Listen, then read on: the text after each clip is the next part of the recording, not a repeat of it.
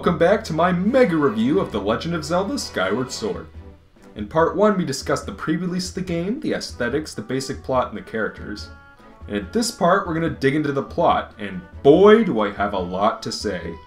While the Legend of Zelda series holds a lot of influence over the adventure and RPG genres, calling it an especially story-driven franchise would be a mistake. Especially when compared to the likes of Final Fantasy and Tales of. There's always been a story, yeah, but for the most part Zelda is a gameplay-centric series. Since its beginnings on NES, the focus was not the story, plot, or the characters, but on the actual dungeon crawling. The story of each Zelda game is more or less a MacGuffin hunt, usually as a means of defeating some demonic douchebag and saving the land, and that's not a bad thing. With Zelda's jump to 3D, this didn't change much. Ocarina's story is more or less a rehash of A Link to the Past's plot, and Majora's Mask and Wind Waker didn't complicate things much beyond that. But then we got to Twilight Princess, which was by far the most cinematic and character-driven of any Zelda title yet. There was more subplots, more mythology, more backstories, more cutscenes, more everything. While not everything worked, especially a twist at the end involving the main villain, it was for the most part handled pretty well, and I'd call it an overall strong first attempt at trying to make Zelda a more story-driven experience. Skyward Sword attempts to build on this success, and the result in my opinion is mixed to negative. I'm surprised that this game doesn't get more flack for its story, honestly. For all the complaints that the likes of Nairman or Egoraptor have involving Skyward Sword, the story never really seems to be one of them. Maybe I'm mistaken on that point, but for as much as I really do enjoy most of Skyward Sword, warts and all, I seem to be the only person out there to take issue with the story. So if I'm gonna review this sucker, I need to go into detail as to what makes the story, in my opinion, a drawback to the overall experience. Obviously there's gonna be spoilers. Tons of them. If that bothers you, you might want to skip to part 3. I'd like to start things off by offering my thoughts on the role of the story in the gaming medium. As I've said before in my various rants about Naughty Dog, I don't think story alone makes a game. If I'm only playing a game for story, I might as well be watching a movie or television show. I play video games for a different experience than those other media. That being said, I believe story is just as integral a part of the gaming experience as graphics, music, controls, what have you. And I also believe that an especially good story can enhance the gameplay experience. That's one of the reasons why I find the Uncharted series more interesting than Halo or Call of Duty.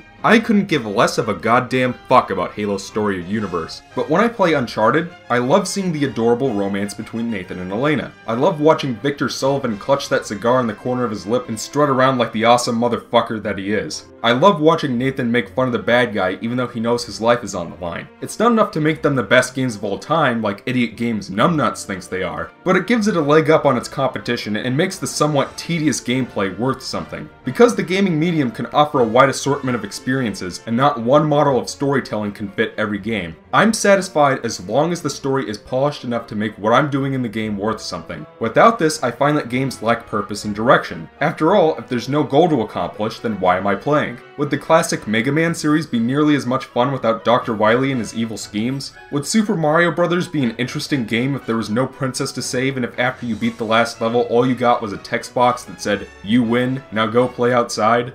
No, they wouldn't. And by that same token, a badly told story can hurt a game as much as a good one can enhance it. That's one of the reasons why I can't stand Kingdom Hearts 2. The plot is so needlessly convoluted, so nonsensical, so hard to keep track of or get invested in, that everything you're doing in the actual game part starts to become redundant and purposeless. Maybe it's a lot more minor than I'm making it out to be, but that's just how I've come to see it. So how well does Skyward Sword's story do at accomplishing this task? Let's start at the beginning. The events of Skyward Sword begin in ancient times. A fierce horde of bloodthirsty demons break free from the underworld and begin to ravage the world above in a search for an ultimate power left behind by the old gods. Hylia, a goddess entrusted with the protection of the ultimate power, gathers the near extinct human race on a chunk of earth and sends it and the ultimate power above the clouds. Working with the remaining surface dwellers, Hylia is able to vanquish the demons. Meanwhile, the humans in the sky come to call their new home Skyloft. Thousands of years later, a Skyloft Academy student named Link, or Michael since that's my name and I was playing, is awoken from his sleep by his close childhood friend Zelda. Link and Zelda are preparing for the Wing Ceremony, a special test that determines whether Link can become a Skyloft Knight. It becomes clear, however, that Link's Loftwing, a member of a race of birds sent by the goddess to protect the humans, won't come when he calls. Working with Zelda, Link learns that local bully Groose, who wants to win the Wing Ceremony as a means of impressing Zelda, has hidden Link's Loftwing somewhere. Link and Zelda are able to find the bird and Link is able to pass the Wing Ceremony. To celebrate celebrate, Link and Zelda take a ride together through the clouds, when a black tornado suddenly appears and sucks Zelda down to the surface below. Link is sent flying and loses consciousness. When he awakens, he is greeted by a spirit named Fi, who guides him to the Skyloft goddess statue. Fi, the spirit of the ancient goddess sword, reveals that she was created by Hylia to assist her chosen hero in a task of great import. Fi convinces Link to take up this mantle by suggesting that he could likely locate Zelda in the process. Link agrees and uses a special tablet to pierce the cloud barrier and arrive at the surface. A lot of people hate this opening section because of the hour and a half it takes to get into the actual gameplay,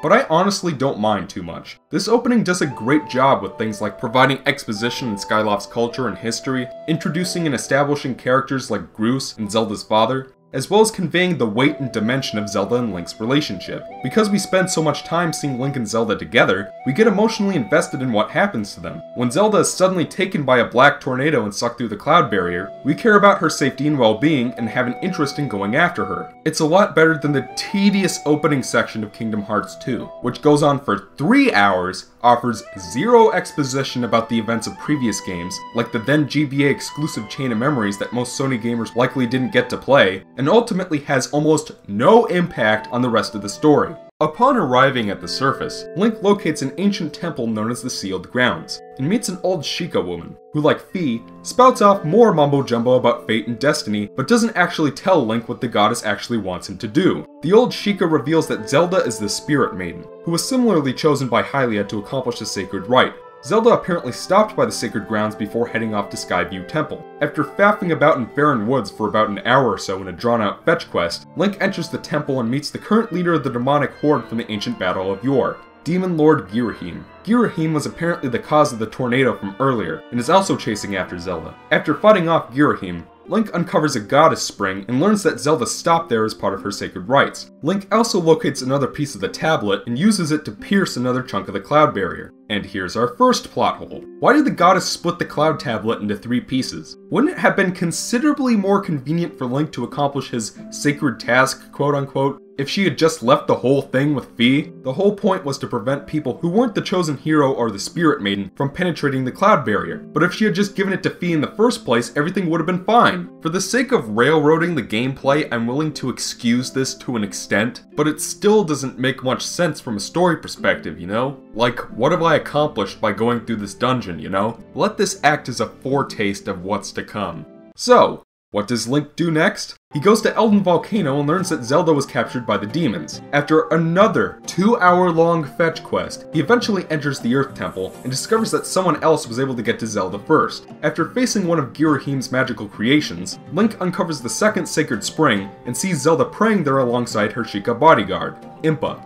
Impa was commissioned by the goddess to guide and protect Zelda. As Link rushes to reunite with his friend, Impa stops him and chews him out for allowing Zelda to get captured by the demon horde. It's a pretty good scene, one that does wonders for building both Impa's character and Link's, but it also introduces our second plot hole. Supposedly, Link was supposed to be protecting Zelda, the Spirit Maiden, as she traveled to these 2 sacred springs so that she could pass a sacred trial of the goddess. But Girahim's tornado fucked things up. But if the goddess had already sent Impa to protect Zelda as she was doing the sacred spring bullshit, then why the hell does Link need to do it for her? And even if Girahim had mixed things up, why didn't the old Sheikah at the Sealed Grounds make Zelda wait there until Link or Impa arrived to escort her? Impa tells Link to leave the task of guarding Zelda to her, and to undergo the goddess's sacred trials instead. So, what does Link do next? He keeps following Zelda. Does that make any sense to anybody else? He already has the completed cloud tablet, so why the hell is he still following her? I know he's concerned with Zelda's well-being, but I think Impa can handle her. After arriving in Lanayru Desert, Link learns that Zelda and Impa have stopped at a Temple of Time, but have exploded the entrance behind them. Because of this, Link spends another 2 hours faffing around in Lanayru Desert and another drawn-out fetch quest so that he can open the next dungeon and take the back entrance to the Temple of Time. He arrives to find Zelda and Impa using Hylia's harp to activate an ancient time-traveling artifact known as a Gate of Time. Why did it take 2 hours for them to do this? Just as it seems that Zelda and Link will finally be reunited, Girahim smashes open the blockade, making the last dungeon kind of redundant, and attempts to go after Zelda. While Impa holds the Demon Lord at bay, Zelda chucks the goddess harp into Link's grasp. Just as Girahim pierces Impa's defenses, Link jumps in to hold him off. Impa and Zelda are able to escape into the past, destroying the gate behind them. Girahim, furious with Link, threatens to deafen him with the sound of his own screams should they ever meet again.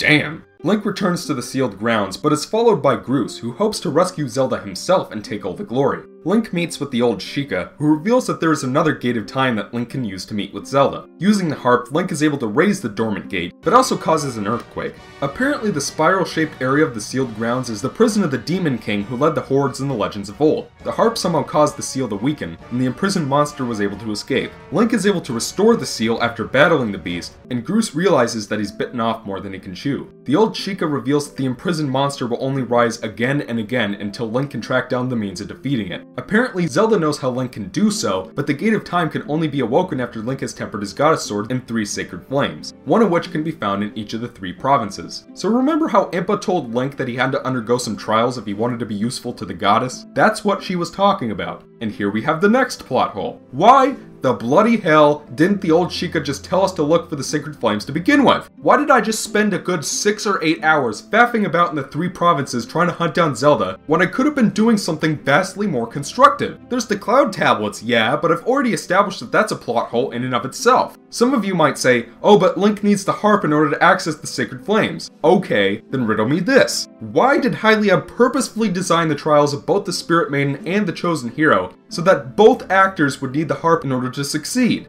Wouldn't it make much more sense for Zelda's stuff to use the harp and for Link's stuff to use the goddess sword so that they could both effectively accomplish their tasks independently? The whole first third of this game comes off as little more than a wild goose chase. What have I accomplished? So from here, Link has to revisit all 3 provinces, temper his blade in the sacred flames, open the Gate of Time, and reunite with Zelda. After another fetch quest, he uses the goddess harp in Skyloft to locate an ancient Isle of Songs, which gives Link songs he can play on his harp to eventually uncover the location of the flames. As Link approaches the last sacred flame, he encounters Girahim once again, who's as giddy as a schoolgirl. The Demon Lord has discovered the existence of the second Gate of Time, but is struggling to find it. Girahim reveals that he needs Zelda in order to resurrect his master, the imprisoned Demon King. Girahim tries to convince Link to reveal the location of the second gate, but our hero refuses and Girahim is defeated once again. Link then finds the last sacred flame, and the goddess sword transforms into the series' iconic Master Sword. If you played Wind Waker, you'll notice an important detail concerning its design. Link returns to the sealed grounds and attempts to open the gate, only to awaken the imprisoned Demon King from his rest once again. Luckily, a born-again Goose has constructed a catapult weapon and assists Link in battling the beast for a second time.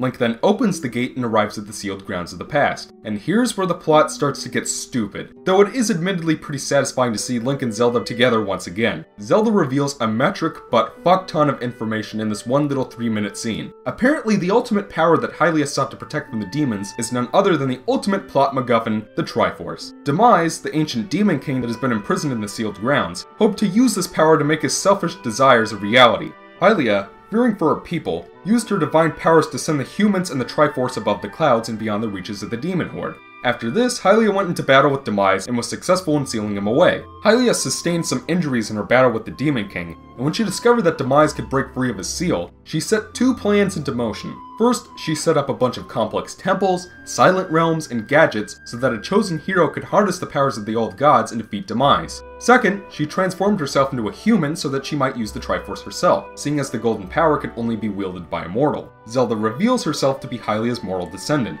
and by praying at the 2 sacred springs, she was able to regain Hylia's memories. Zelda reveals that only the Triforce can destroy Demise for good, and that Link's journey to track down the sacred flames has balanced the qualities of wisdom, power, and courage within him, making him capable of using it. Because of this, Zelda has decided to remain in the past to help maintain the seal on Demise. You're doing a bang-up job there, lady. Zelda gives Link her blessing, and with that, the Master Sword's wings blossom.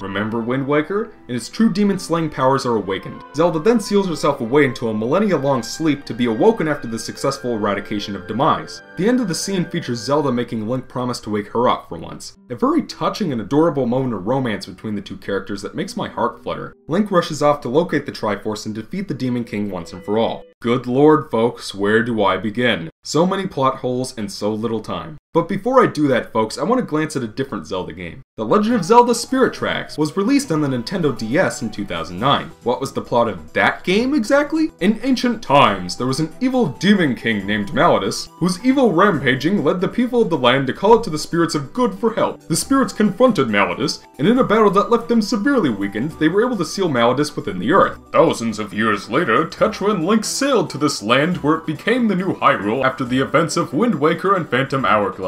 An evil demon lord named Chancellor Cole kidnaps Zelda and tries to use her body as a means of resurrecting Malladus. As Link, it's your job to stop Chancellor Cole at all costs. Yada yada. Am I the only person who's noticed that Skyward Sword story kind of recycles a lot of plot points from Spirit Tracks? I can excuse Ocarina of Time for doing the same with A Link to the Past, seeing as the big focus was transitioning the series to 3D, but if Skyward Sword wants to be story-driven and offer a more cinematic plot, then I'm understandably going to expect better. I realized that Skyward Sword was likely in development for a couple of years before Spirit Tracks was even conceived, but both games were supervised by Zelda producer Eiji Aonuma, so it makes no sense to me why Nintendo would make the stories in both of these games so similar. But that's enough with that, onto the plot holes. First, why was Hylia unable to defeat Demise? She's a fucking goddess. Are you seriously telling me that an all-powerful divine form of life was unable to defeat one demon? It's implied that the powers of the old gods, which are in both the Sacred Flames and the Triforce, are needed to defeat Demise. But what difference is there between Hylia's powers and those of Din, Nayru, and Furore? Second, why the hell did Hylia design the goddess sword to awaken from its slumber thousands of years after the defeat of Demise? Does that make sense to anybody else? If Demise's seal weakens over time and time is of the essence, then wouldn't it have made sense to just pick out a chosen hero right away? Couldn't Hylia just have sent one of the Sheikah to do it? Third, what the hell is all of this bullshit about the Triforce requiring a balance of wisdom, power, and courage to be used? Since when was that a thing? Think back to the ending of A Link to the Past. The Triforce itself said that it would grant wishes regardless of whether said wishes were good or evil. While Ocarina of Time did contain a cutscene describing a combination of a balance of wisdom, power, and courage in the Triforce, that was only necessary if the user wanted to obtain the Triforce's full power to rule the whole world. For making a wish, all you've ever had to do was touch it and state your desire. Otherwise, why would Hylia need to send it above the clouds? If you need this balance in order to be able to use the Triforce at all, then Demise couldn't conceivably use it. That's why even though Ganondorf wasn't successful in obtaining the full Triforce, he was still able to use the Triforce of Power to become the King of Evil, which is more or less what he wished for. And what about when the King of Hyrule used the Triforce at the end of Wind Waker? His wish was granted. Did he have a balance of wisdom, power, and courage? I can't help but feel that the writers needed a convenient excuse to make all of Hylia's bullshit seem worthwhile, so they just sort of repurposed this forgotten plot point from Ocarina of Time. Regardless of how messed up the Zelda timeline may be, you can't just make up new bullshit about the Triforce 25 years into the series and expect me to just forget about all the stuff I saw in previous games, especially when Skyward Sword exists for the express purpose of answering questions about the Master Sword and the Triforce. Fourth, why did Hylia turn herself into a human? Zelda makes it sound like it was a backup plan. If Link fucked up, then Zelda could use the Triforce instead. Except that doesn't make sense because of this game's bullshit surrounding who can or cannot use the Triforce. If Link had to enter the Silent Realms and collect the flames in order to be worthy of the Triforce, then how could Zelda conceivably use the damn thing? And even if that somehow doesn't affect her for some reason, why didn't the reborn Hylia just use the Triforce right away? Why would she make it so that her human descendant would have to wait thousands of years to return to the surface and use the Sacred Springs to restore their memory of their life as Hylia? Couldn't she just have had Impa take her to the Sacred Springs right away? Again, when it comes to destroying Demise for good, time is of the fucking essence. And some of you might say, oh, but Hylia needed to help maintain the seal on Demise. Did Hylia need to be immortal to do that? I fail to understand how her divine form would be incapable of maintaining that seal. In fact, in the time it took for Demise to break free, she probably could have healed all of her wounds from the last battle. Everything that Hylia does makes no sense. Fifth, why am I learning all of this now? Why didn't Bea, Impa, or the old Sheikah woman tell me this shit from the beginning? Couldn't I have at least known Demise's name? Wouldn't knowing some of this information have made the Chosen Hero's mission considerably easier? Why was Hylia all insistent that only her descendant tell Link about the Triforce and how to kill Demise? Sixth, And this is what really pisses me off. Why doesn't Zelda just tell Link where the Triforce is? I mean, she should know, right? She regained her memories from when she was a goddess, right? So she should know where Hylia hid the damn thing. Instead, she just sort of tells Link to go look for it. Oh, where is it? Figure it out, I'm going back to bed. Also, why didn't Hylia just program the Triforce's location into Fi's memory? If the intention was that only the chosen hero or the Spirit Maiden be able to use the Triforce, then couldn't Fi have accomplished that goal just as well? And that's not all that's wrong with this scene. If I wanted, I could nitpick it until the cows come home. But the simple fact is that there is not one, not two, but 6 major plot holes within the span of 3 minutes. If there was only a couple, I could probably overlook that and enjoy the story just fine, but that is an unacceptable amount of loose ends and things that just don't make sense. So Link goes to meet with the Sky Spirit, Levias, who sends him back to the 3 provinces once again to collect pieces of a Song of the Hero, which will somehow lead him to the Triforce. Why couldn't Hylia have just left the Song of the Hero in the Isle of Songs like she did with the other ones? Better yet, why didn't Zelda just teach it to us? Why did Hylia split it into 4 separate parts? I'm sorry folks, but this is just the definition of padding. It is kind of nice that I have the freedom to collect the pieces in any order I want, and that your task in each of the provinces is thoroughly different and even kind of fun, but at this point, revisiting these same 3 places over and over and over again is really wearing out its welcome. Everything follows the same repetitive structure. Arrive in area, do fetch quest to explore area, find access to local dungeon, finish dungeon and collect MacGuffin, rinse and repeat. And I'm not gonna lie, it can get kind of tedious, and it's something about this game that really starts to wear on you. I'm not gonna act like previous Zelda games didn't have their own share of MacGuffin hunting, because that's pretty much been the name of the game since the NES days. But because of Skyward Sword's repetitive structure and lackluster overworld, the MacGuffin hunting comes off as especially blatant and time-consuming. About 3 hours later, Link uses the finished song to enter the Sky Keep where the Triforce is hidden. Why are there enemies in here? Did Hylia put them there? Why would she do that? Also, the 3 pieces of the Triforce are in their own separate rooms for some mysterious reason. That also doesn't make any sense. The Triforce pieces are in the Spirit World anyway, which can only be accessed via the True Master Sword, and thus can only be entered by Link. So why didn't she just put the whole thing in the entrance area? Again, when it comes to defeating Demise, time is of the essence. Why did Hylia choose to make everything so convoluted? Link makes a wish with the Triforce that Demise be totally eradicated. The Eye of the Goddess separates from Skyloft and begins a rapid descent towards the surface.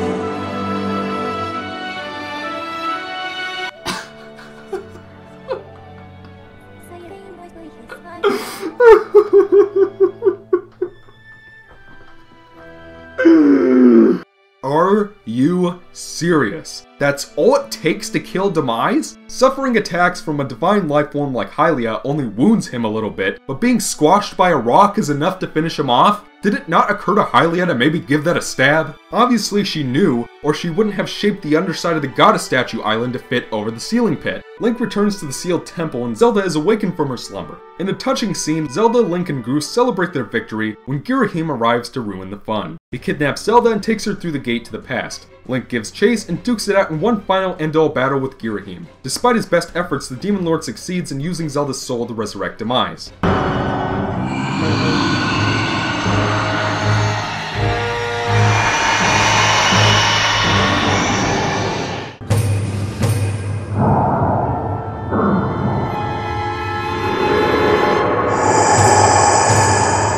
It's at this point that Girahim is revealed to be Demise's equivalent of Fi, even donning the look of an evil Master Sword when in his true form. And of all things, the weapon has the low-roll Triforce on it. I know this game came out before Link Between Worlds, but it's kind of an interesting coincidence, isn't it? Link challenges the reborn Demise to a duel, and the demon accepts. After a pretty kick-ass final boss battle that is admittedly pretty freaking easy after the Lovecraftian build-up this guy got, The defeated Demise promises that an incarnation of his hatred will return someday, and his remains are sealed within the Master Sword. Link returns to the Temple of Hylia and finds that Zelda's body has been returned to normal. Fi appears and instructs Link to place the Master Sword in a nearby pedestal. That's right folks, the Temple of Hylia is in fact the Temple of Time. Link, having become attached to Fi, does so begrudgingly. As he walks away, Fi appears once again, and in a truly touching and emotional scene, she relays that over her journey with Link, she has learned the value of human companionship, and tells Link that she will always treasure their time together. With that, Fi's consciousness falls asleep within the Master Sword for the rest of time. This scene is so much more emotional than Navi suddenly leaving Link's side at the end of Ocarina for no explained reason. With Zelda and Link reunited and Demise defeated at long last, our heroes return to the present and bring the people of Skyloft back to the surface. All is well that ends well. And with that, ladies and gentlemen, the story of The Legend of Zelda Skyward Sword draws to a close. And man, does it leave a bad taste in my mouth. It's not an awful or especially terrible story, especially when compared to those of such games as Sonic 06 or Kingdom Hearts 2. In fact, there were quite a few positive points I had to skim over for the sake of keeping this part from getting any longer than it has to be. I love just about every one of the main characters, and the side characters do a great job at building the virtual world that Skyward Sword encompasses. The dialogue is exceptionally well written and does a good job conveying character and emotion. There are also a number of really great scenes here and there, like Fi's farewell, or Zelda asking Link to wake her up, that really add to the dramatic impact of the story. Unfortunately, there are so many plot holes, so many loose ends, so many unanswered questions, that the logic of what I'm doing from a gameplay perspective starts to lose its value and purpose. And the repetitive fetch quest, dungeon, MacGuffin structure, and the game's lackluster overworld only serve to exacerbate this problem. Why am I hunting down a bunch of dragons when Zelda could have just taught me the song instead? Why is the whole first third of this game nothing but chasing after Zelda and unlocking the other two provinces? Why am I grabbing Sacred Flames and hunting down the Triforce when the newly reborn Hylia could have just used it thousands of years ago? When you center the structure of your story around the actions that some goddess made thousands of years ago, you'd better make sure that these actions make sense and are well thought out. Because a lot of Hylia's decisions sound like they were made by a 2-year-old, it makes it considerably harder to take the story seriously. At least when Palutena pulled shit like this, the game was smart enough not only to lampshade it, but also to characterize her as somewhat clumsy and selfish. I'm willing to overlook some of these plot holes for the sake of enjoying the game. And the mixed execution of this plot is nowhere near enough to ruin Skyward Sword as a whole, but I've got to draw the line somewhere folks, and Skyward Sword has crossed it by a hefty margin. Maybe the stories in some of the previous Zelda games were too basic, but at least they made enough sense and were structured well enough that what you did felt worthwhile. And I didn't mention this in the review, but the fact that the game doesn't have voice acting does bother me. This game was released in 2011, and PlayStation and Xbox gamers have been enjoying fully voice-acted games since the late 90s. If Kid Icarus Uprising, a handheld game, and a series that hasn't gotten a canonical release in 25 years, could have voice acting, then I don't understand why Skyward Sword couldn't. If the Zelda series wants to become more story-driven, if it wants to compete with the offerings of the PlayStation, Xbox, and PC platforms, if it wants to regain its former status as the greatest series of adventure games in the whole genre, then it needs to learn from all the plot holes and convolution of Skyward Sword's story. While that certainly covers the story, there's still quite a bit of Skyward Sword left to discuss. Join me in part 3, and we'll start to examine the gameplay at long last. Until then, I'm ExoParadigmGamer, and I hope you guys enjoyed the video.